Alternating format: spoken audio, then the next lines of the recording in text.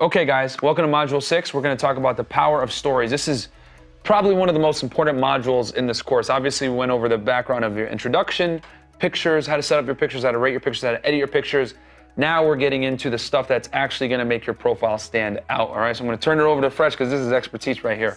All right, guys, so stories tell a lot of stories in themselves, right? So what does that mean? That means that when you post a story on your page, it displays a certain reaction, and it gives you also a sense of status because guess what? Stories tell a lot about you and what your lifestyle is like. So most people, when they add you on Instagram, they look at your stories first because they want to see, okay, what's this guy doing? What's he about?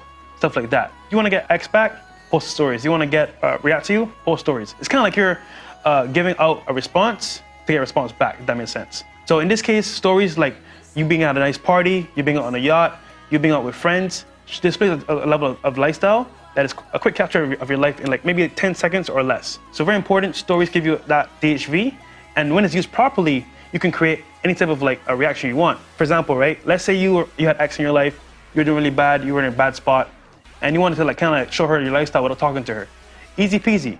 Make sure you don't delete her off of Instagram, you don't block her, you keep her on Instagram, you do better in life, you post those same videos or pictures, and she's gonna see it if she watches your content. She's like, yo, like, Brad is doing really good, like I should reach out to him. And she might respond to your story, say, hey stranger, how you doing?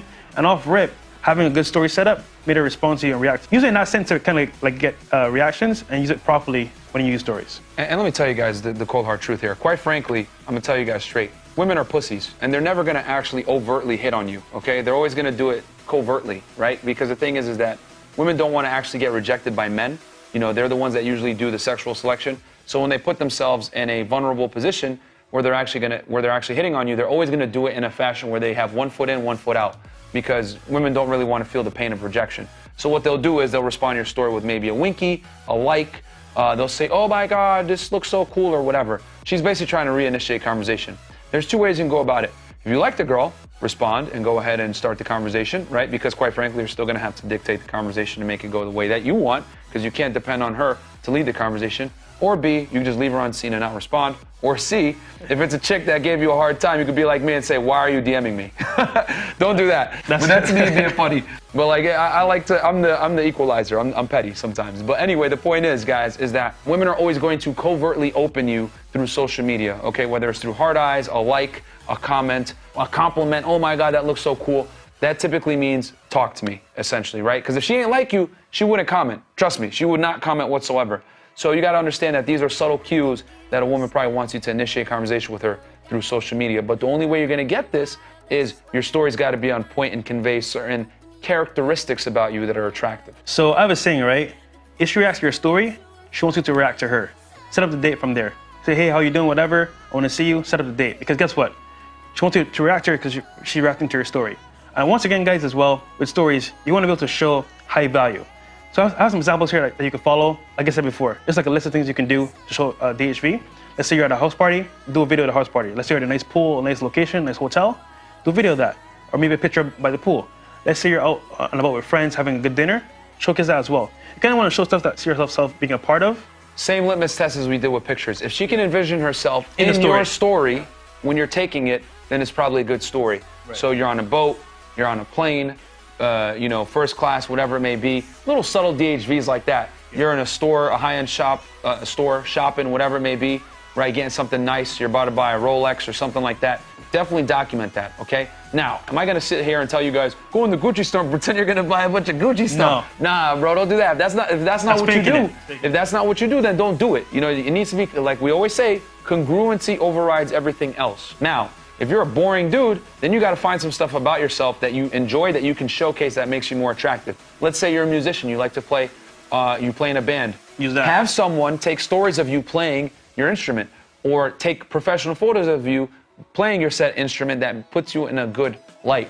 Whatever you like doing, showcase it in the most aesthetic fashion so girls can kind of get a view of what you're like, your lifestyle. And like we always say, guys, when in doubt, the litmus test is, can an attractive woman envision herself doing said activity with you that you're currently documenting for social media to see? If the answer is yes, it's probably a good post to some degree where you're demonstrating higher value that she wants to be a part of. That's where your stories need to be, okay? So anything cool that you're doing, document it, put it out there, And quite frankly, you're basically putting like a trap almost, right?